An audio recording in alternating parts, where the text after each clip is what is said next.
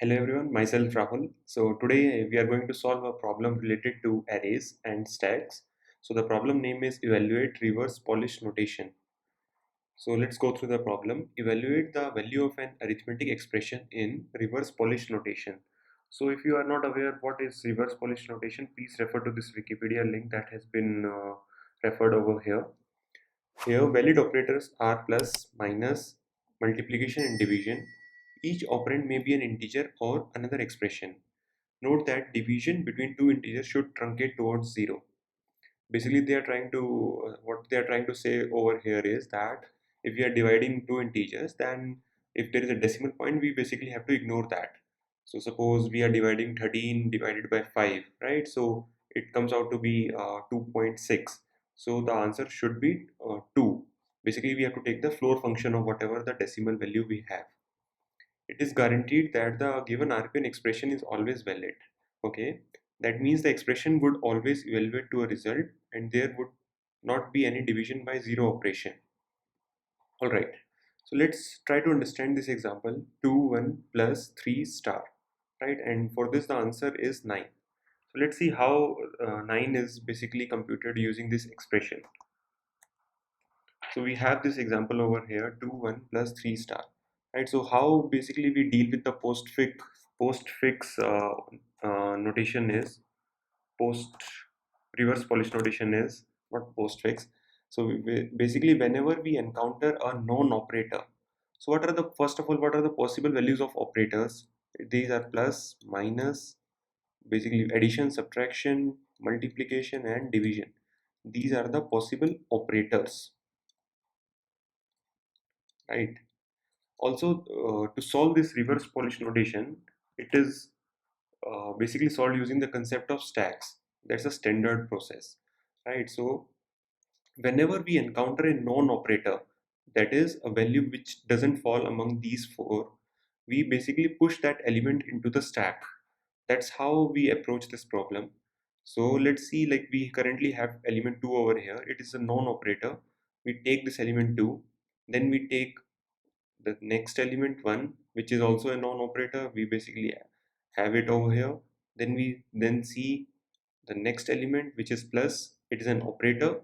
So whenever we encounter an operator, we basically have to take apply that operator on the previous two values which we have encountered. So the previous two values were 2 and 1, and we have to apply this addition operator on these two values.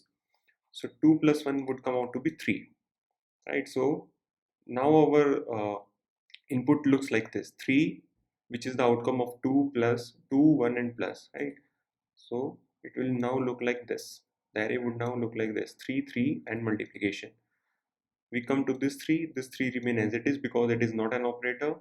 Now we come to this 3, it is also not an operator, we keep it as it is. Now we come to this multiplication, it is an operator. So whenever I encounter an operator, I just look at the previous two values and apply that operation on those two values. So 3 multiplied by 3 is 9. So that's how I am going to achieve answer 9. Let's try to understand with another example that has been mentioned in the question itself. uh, 4 13 5 division plus 4 13 5 division and plus. Let's try to understand using the concept of stacks only, like how are we going to solve this problem. So whenever I encounter a known operator, I push that element onto the stack. 4 is a known operator, I push that element onto the stack. And then comes 13, this is also not an operator, I push that. Then comes 5, it is also non-operator, I push that. Then comes division operator. Whenever I encounter operator, I have to basically perform a set of actions. What are those set of actions? Let's list those down. I have to see the top element of the stack and simultaneously pop that element as well. After that, I again see the top element of the stack, what is there, and again pop the element from the stack. After that, I need to apply that particular operator on step A and B. So suppose the top element here is x and here the top element is y. So I need to apply this operator on x and y. And whatever the result of x operator y is, let's suppose it is Z, I need to push that Z onto the stack. So these are a set of 4 actions that I need to do whenever I encounter a operator. So I encounter this division operator. So the top of the stack is 5. So X is 5. I pop that element. Then what is the top of the stack? Y is 13. I again pop this element 13 and apply division operator between these two elements. So 13 divided by 5 is 2.6. But it is mentioned in the question itself that division between two integers should truncate towards 0. So I need to take this floor value of this 2.6, which is 2. So Z is 2 and I need to push Z onto the stack. So I just push it over here, right? And then I move to the next index in the array. Here it is also an operator. Then I will follow the same process again, these 4 steps again. So X would be 2 here, then I pop the element. Y would be 4, then I also again pop the element, and then I apply plus operator between X and Y. So 2 plus 4 is 6, and I push this 6 onto the top of the stack. And then I reach the end of the array, and in this way whole of the input array has been traversed, and whatever value is present at the top of the stack, I just basically return that as an answer. That's it, right? So the approach seems very basic, and let's try to code this problem. So in this I have to create one stack of int, let's call it st, and I will iterate over this input tokens vector. I have to iterate it till its length, tokens dot size, not length, and at particular index tokens of I can be a operator or an operand. So I need to check if it is an operator. I will write a function called isOperator in which I am going to pass tokens of I, and it is going to return me true or false. True denotes that tokens of I is an operator, otherwise it is an operand. So in the else condition I can see if it is not an operator, right? So in that case I just push it onto the stack. So what I'm going to do is st.push. And one more thing we have to take care is that tokens of I, like, is a vector of string. So I need to convert this string into an integer. So I'm going to use an stl function over here, which is stoi.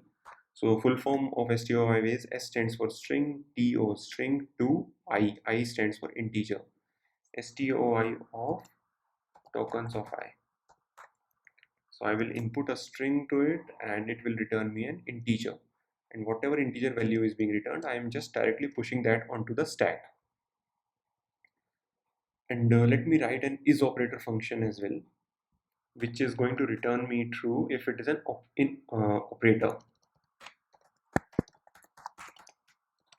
So input to this function will be a string. So I'm going to check if this string is equal to plus, like if it has the value of any of the operators given, right?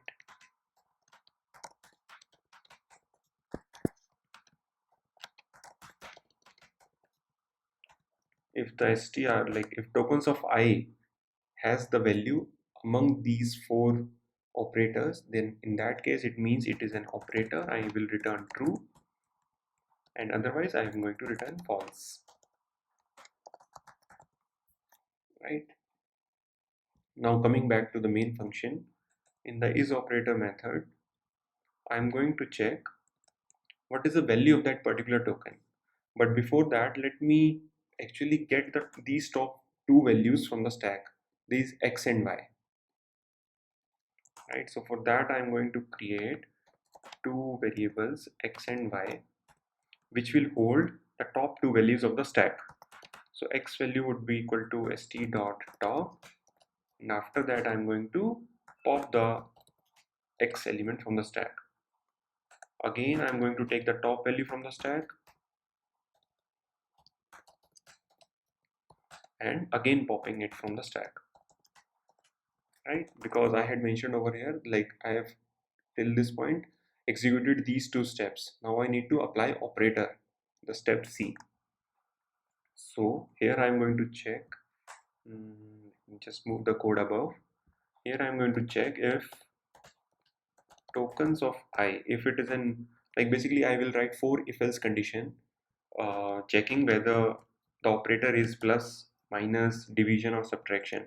If it is plus, then in that case I need to compute value z, which would be x plus y, and whatever the value of z, I will just push that value onto the top of the stack, right? So let me do these steps C and D simultaneously. So I'm going to do st.push. What will be the value of z? It will be x plus y. And I'm again checking if it is a subtraction operator, then in that case I'm going to push y minus x. y, my, y minus x, not x minus y, because we are popping the element x first, but we had pushed element y first, right? Because stack works in last in first out manner. So that's why if you take an example, then you will be able to understand why we have done y minus x here, not x minus y. Tokens of I is equal to if it is a multiplication operation, then in that case order doesn't matter. I'm just directly going to push x star y, and in the else condition it means it is a division operation, and I'm going to push y divided by x, not x divided by y, because of the same reason which was responsible for y minus x, right? Let me just format the code once. So in this we have checking if it is an operator, and if it is not an operator, then we are directly pushing into the top of the stack, right? So after this for loop, I have to return whatever value is present at the top of the stack. That is basically my answer.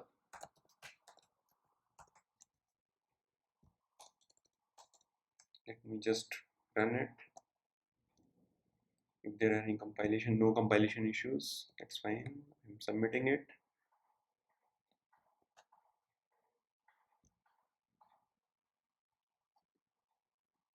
Yeah, so runtime and memory usage are also fine. So like it is a very simple problem in which like we had used the concept of stacks, and this reverse Polish notation is a very classic example where stack is basically used.